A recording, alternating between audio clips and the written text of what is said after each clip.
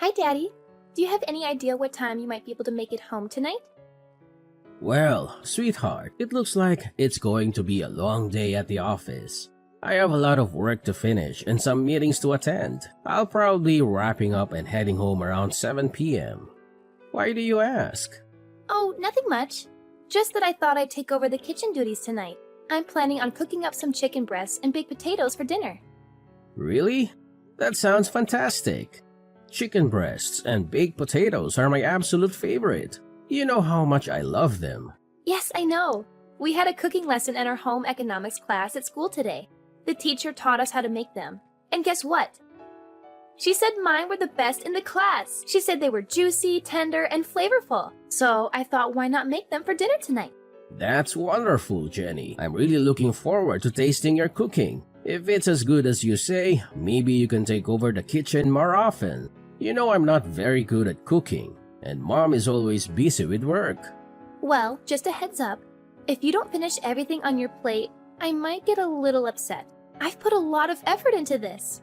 I've even prepared a salad and a dessert to go with the main course. Oh, don't worry about that at all. I'm sure it's going to be delicious, and I'm very hungry right now, so I'll probably eat everything you make. By the way, isn't Mom going to be home for dinner tonight? No, she mentioned this morning that she has to work late again and won't be able to join us for dinner. She said she has an important project to finish and a deadline to meet. Oh, I see. I wasn't aware of that. Well then, I'll try my best to wrap up here as soon as possible and head home. See you in a bit. Okay, can't wait for you to try my cooking. I hope you like it as much as I do. Kayleen, are you there? Huh? What is it that you need? I'm currently swamped with work.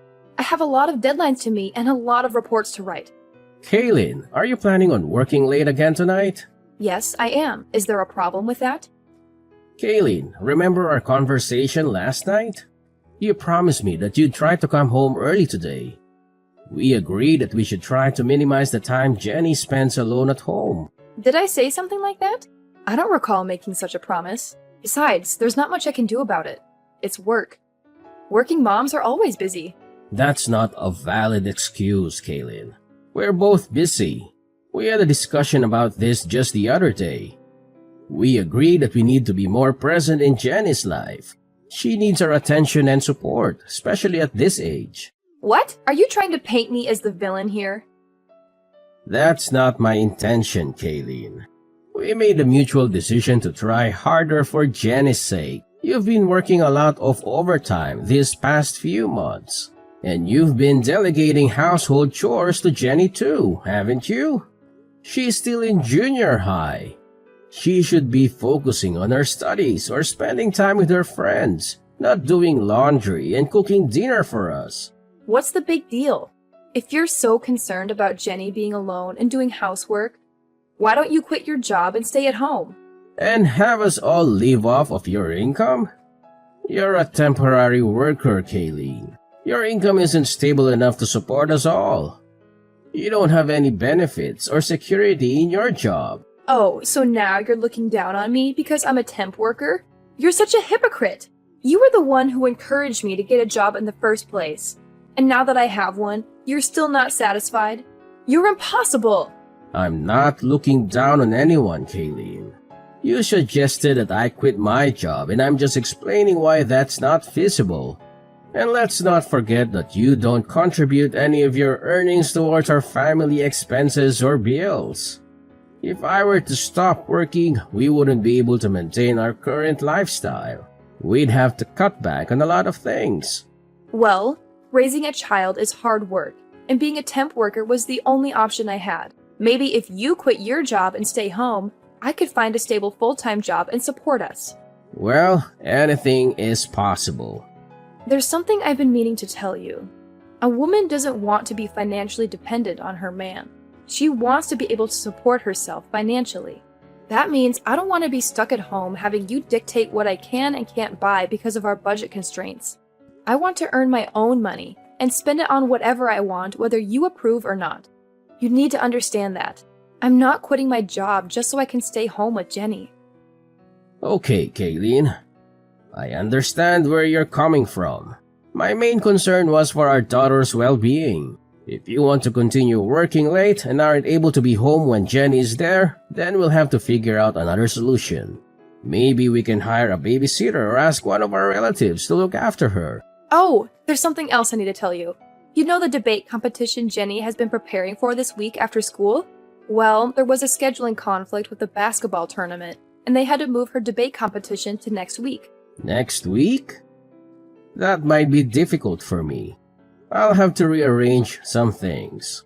I already requested the afternoon off for this week, but I don't know if I can do it again for next week. Let's not mention this change in schedule to Jenny until we're sure whether or not we can make it. It would break her heart if we weren't there for her debate competition. Let me see if I can rearrange my schedule at work. I should know by Friday whether or not it'll be possible for me. Don't worry. Even if you can't make it, one of us will be there for her. She'll have someone there cheering her on. Okay then. If her debate isn't this week, then I guess I'll tell my boss that I won't need the afternoon off after all. Hopefully, someone will be able to cover for me next week. Okay, we won't mention anything about this change in schedule to Jenny until we're sure. Dad, where are you at this moment? I've been searching for you everywhere. Right now, I'm still at the office, sweetheart. Is there something you need from me? Don't worry, I'll make sure to be home in time for our dinner together. Whatever. I can't believe you would just cancel our plans without even having the courtesy to inform me. What are you talking about? I'm really upset with you right now. I don't even want to see your face anymore. What? Jenny, what happened? Did I do something that upset you? Can you tell me what it is that I did wrong? Jenny, are you still there? Jenny, please talk to me. I'm worried about you. Is Jenny at home right now? I was hoping to have a chat with her. No, she's not. Why do you ask? Well, earlier today, Jenny sent me a message saying that she hates me. It's left me quite perplexed. Did I do something to upset her? Maybe. I'm not entirely sure. But you know how teenagers are. They're at a rebellious age where the smallest things can set them off. I don't think you should worry too much about it. It might be best to give her some space for a few days and let her cool off. I'm not so sure. I feel like it might be better if I talk to her and try to understand what's bothering her. Trust me, that might just end up making things worse. She's not going to appreciate her father prying into her personal matters. I understand how girls her age feel. Let's just give her some space for a few days and let me handle this, okay? Maybe you're right. Alright then, I'll leave it up to you. Good. I'll take care of everything. For now, just keep your distance from her. And don't worry about her debate competition either.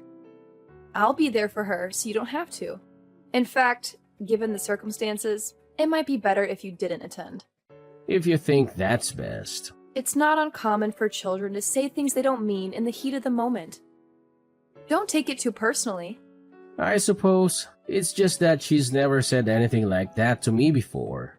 Well, maybe she's been holding it in for a long time.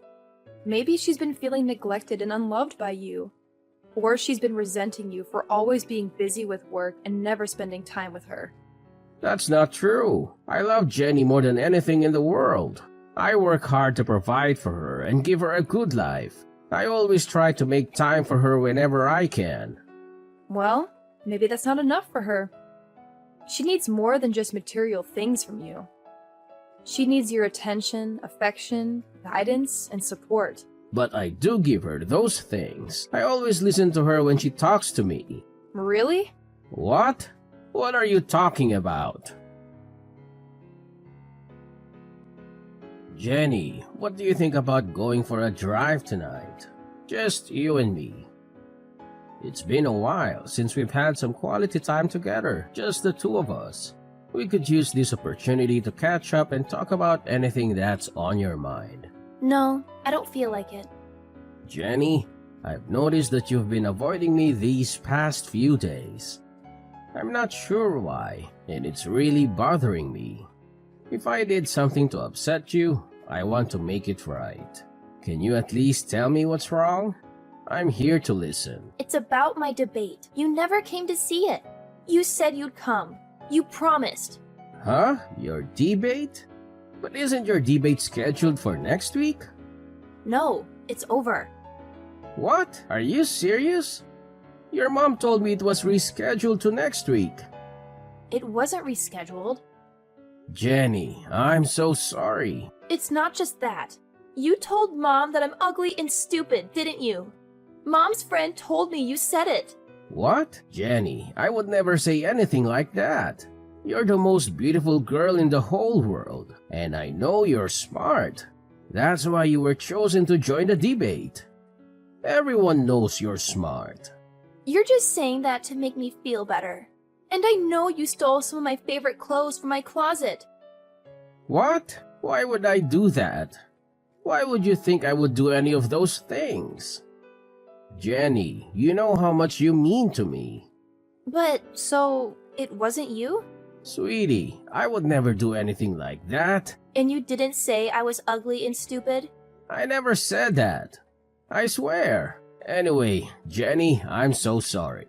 I missed your debate. I feel terrible. It's not next week? It's really over? Yeah. I'm sorry. I don't know how this mix-up could have happened. I should have been there for you. I really wanted to go and watch you. I swear. Yeah, I know. I'm sorry too. So, sweetie, who was it that said I was saying bad things about you? Which one of Mommy's friends? The guy that Mom brought to my debate with her. Huh? I didn't know who it was, so I felt really strange when I saw him with her. And after the debate, the three of us went out for dinner. And her friend was acting like he had known me for a long time. He was way too friendly. It was kind of creeping me out. Was it someone you know? No, that was the first time I had ever seen him. I see. How about we talk more about all of this tonight? And let's not tell Mom about our conversation, okay? Okay, let's go out for dinner. We haven't done that together in a long time. That sounds like a great idea. I'll be leaving the office in a few minutes. See you soon. Okay. That night, Jenny told me a bunch of things my wife had been doing. Most of what she told me were things that I didn't think should be coming from the mouth of a junior high student. Jenny and I agreed that we'd continue on with our daily lives for a little while as if nothing had happened, just long enough for me to figure out what we should do next. During that time, my wife messaged me about a parent-teacher interview she had to go to on a Sunday. I guess she thought that Jenny was still upset with me and not speaking to me. She told me that she'd go to the meeting with Jenny and suggested that I go and visit my parents that day to take my mind off of Jenny and the parent-teacher interview. That's just the opportunity I was waiting for to put my plan into action. I'm currently at my parents' house. How are things on your end? Is everything going well? Everything's going well here. The parent-teacher meeting isn't scheduled until later this afternoon. We're just taking it easy at home and watching some TV. It's a nice change of pace. Wait, did you say you're at home? I thought you might be out somewhere. Yes, why wouldn't I be? I'm just enjoying a quiet day at home. Oh, I see. So you're living in a hotel now? That's news to me. I must have misunderstood something. What are you talking about? Why would I be living in a hotel? Well, to be honest, I'm not actually at my parents' house right now. I'm downtown, and guess what? I saw someone who looks exactly like you. She even went into a hotel with a man I've never seen before.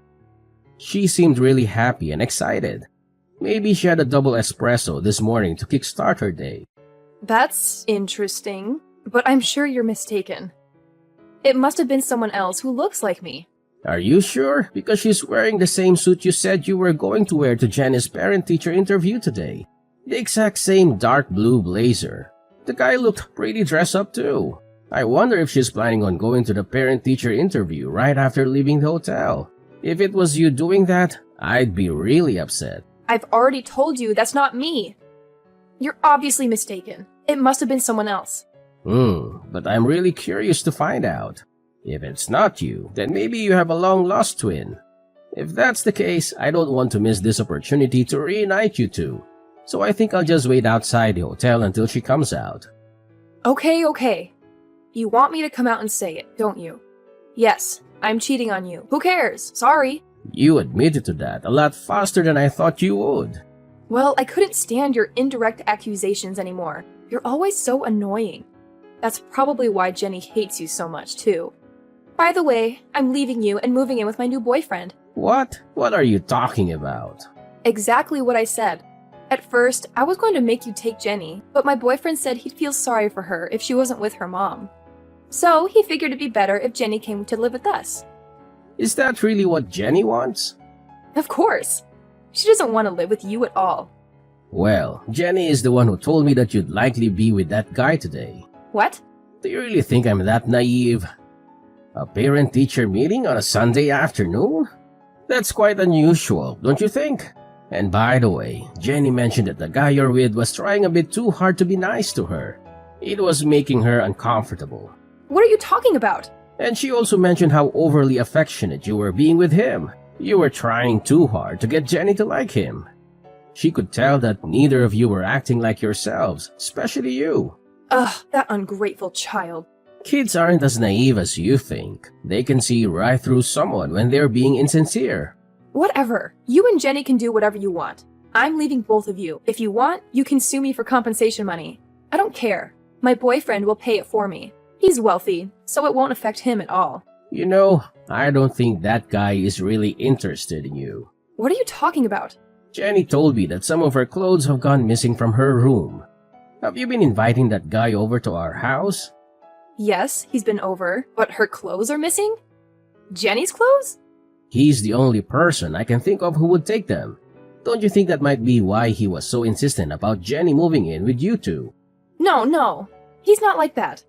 Why don't you just ask him? He's in the same room as you right now, isn't he? Hello? Are you still there? He left. What happened? When I told him that after we divorced, I was going to have Jenny live with you instead of me. He said, well then there's no point in any of this, and just left. Is that so? That's hilarious. Did that really just happen? Oh, some guy looking really upset just left the hotel. That must be him. Don't worry about it. Hey, are you still there? Yes, I'm here. I literally just sent you a message. No, I mean, are you still standing in front of the hotel? Yes, why do you ask? I'm in room 405. Why don't you come up here? What are you talking about? I'm sorry for all the harsh things I said to you earlier. I realize now that I was wrong. I promise not to behave like that again. Can we talk this over? That's not possible right now. So just hurry up and get down here. Why not? It wasn't my fault. He deceived me. I had no idea he was that kind of person. You're only saying that because now you know he wasn't really interested in you. But he promised me the glamorous life I've always wanted. How could I resist such an offer? He lied to me. He's the bad guy, not me. You can't blame me. Any girl would be taken in by that. But women don't want to be supported by their man. They want to be able to support themselves financially, right? Shut up. I take back what I said before. I'm not talking about what you said before. That's what the person beside me is saying right now. Your boss at your current temp position. What? I looked into it and found out right away. The guy you were cheating on me with is your boss's husband, isn't it? I'm down here in the lobby with your boss. We were both here the whole time. She grabbed her husband as he was trying to leave the hotel. Just wait. Is she really downstairs, Mrs. Peterson? Yeah, that's why I told you to hurry up and get down here. We're all waiting for you. What? No way. I'm not going down there. You have to do something. There is no getting out of this now. Mrs. Peterson is suing both you and her husband for your affair. Oh, and you can bet that I'll be doing the same. You don't even want to imagine how much this is going to cost you with both of us suing you. But you'll have no problem paying for it, right? Because you've been working all that overtime for the past couple months, right?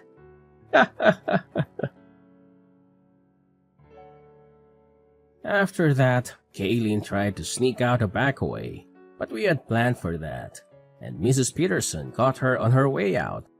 Knowing there was no way she could talk her way out of this one, She decided just to bawl like a little baby. I don't know why she thought it would work.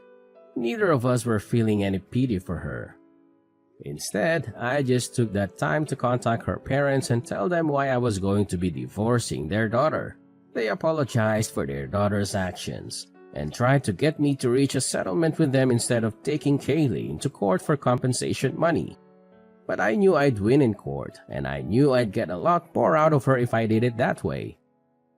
All those nights, Kayleen said she was working overtime. She was really out with her boyfriend, so she had nothing saved up to pay me with.